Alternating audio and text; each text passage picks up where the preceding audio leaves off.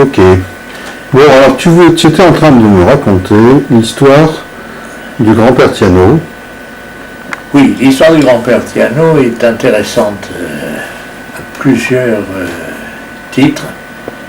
Tout d'abord, le grand-père Thiano était parti d'Espagne, dans les débuts peut-être de l'expulsion, abouti en Sicile, la famille aboutit en Sicile. Mais c'est quand même pas le grand-père Thiano. Non, la famille aboutit en Sicile. Habité en Sicile, un village qui, paraît-il, s'appelait Teano. Et puis progressivement, de ce village de Sicile, ils sont arrivés à Livourne, et puis de génération en génération de Livourne, qui était sous contrôle à la fin du siècle dernier, au moment de la naissance du grand-père Thiano, des parents du grand-père Thiano plus exactement, puisque le grand-père Thiano lui est né à Salonique. Donc ces parents-là, un beau jour, pour des raisons économiques pas très nettes, partent à Salonique.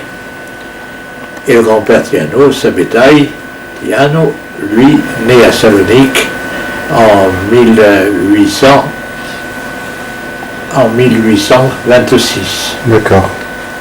Bon, 1826, il grandit. Ils sont messieurs de 1826 Oui, 1826, oui. Je crois que je l'ai sur mon arbre généalogique à 1826. Oui, tu l'as certainement, puisque moi je l'ai relevé sur le passeport portugais de ma mère, où il est indiqué qu'il est né en 1826 à Salonique.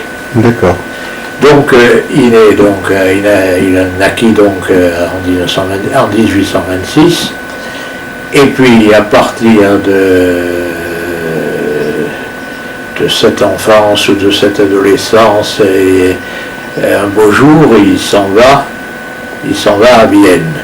Bon, alors pourquoi Vienne? Parce que venant de Livourne, et ses parents venant de Livourne, faisant probablement un ou deux voyages de Livourne à Salonique, à un moment donné, ils sont obligés de se mettre sous la protection d'une autorité pour pouvoir voyager librement et pouvoir demander la protection des autorités civiles ou militaires dans les pays dans lesquels ils passent, parce que le voyage à cette époque-là ne s'effectue pas par des moyens perfectionnés.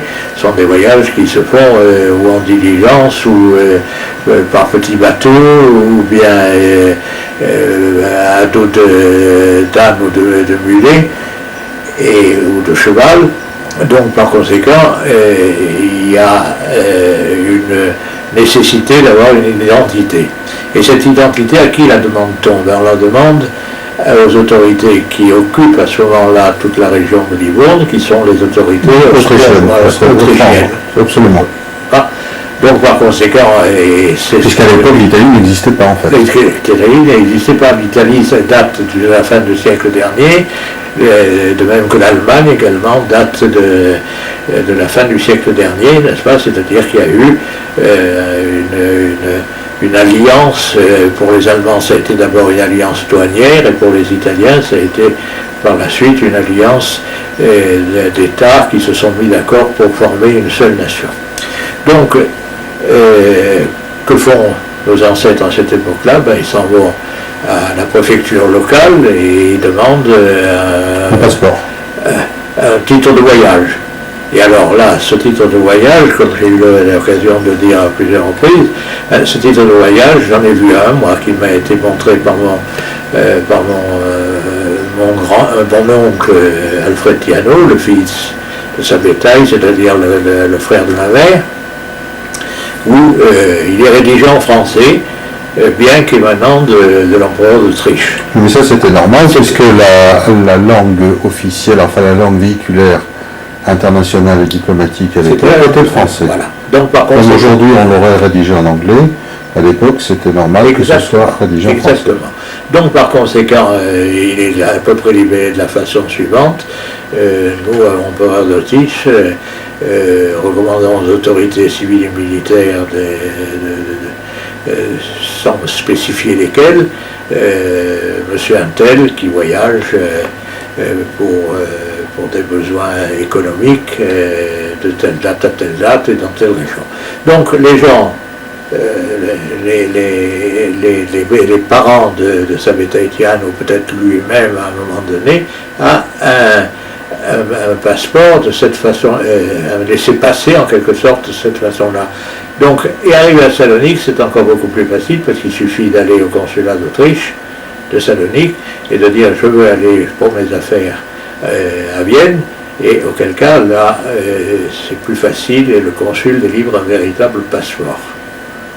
Donc, par conséquent, le jeune Savita Etiano, à un moment donné, se marie d'abord à Salonique, mais pas avec ma grand-mère, mais avec une première femme, n'est-ce pas? Et cette première femme, malheureusement pour elle et pour lui, ne lui n'engendre pas d'enfant. Donc c'est l'occasion par la suite, au bout d'un certain temps, suivant la loi religieuse, du moment qu'il n'a pas eu d'héritier au provenant de son épouse, il est en droit de la répudier. D'accord. Donc par conséquent, il est libre et il ne se servira de sa liberté que vers 1880, et c'est en 1880 qu'il épouse ma grand-mère Thiano, et ils auront, ma grand-mère Thiano qui elle était née en 1856, et ils auront pendant leurs années de mariage... donc 30 ans plus jeune que lui. 30 ans plus jeune que lui, oui. Et bon, pourquoi? Parce que quand il est rentré d'Autriche, après avoir fait pratiquement toute sa carrière là-bas, il aspirait il avait fait fortune, il aspirait à avoir quand même une vieillesse agréable, et il était encore en âge d'avoir des enfants, et effectivement, entre 1880 et 1893, date de sa mort, ils ont eu 5 enfants. D'un côté les fratelli, c'est-à-dire Alfred et Jacques, et de l'autre côté les sorelli, c'est-à-dire tante Hélène, tante Julie et ma mère. D'accord. Donc il y avait bien deux groupes, et ça te montre aussi la chose, l'influence italienne. Les fratelli et les sorelli. Hein, c'est les deux groupes. Les sorelli. Les sorelli, c'est ça. Ça fait bien les deux groupes. Et avec un devoir de veiller des fratelli sur les sorelli. D'accord. D'ailleurs, ce devoir, je l'ai toujours vu, même adultes, même grands-parents les uns et les autres, il y avait cette espèce de protection de mon oncle Alfred Thiano vis-à-vis de ma mère qui était la plus jeune, qui était la Benjamine.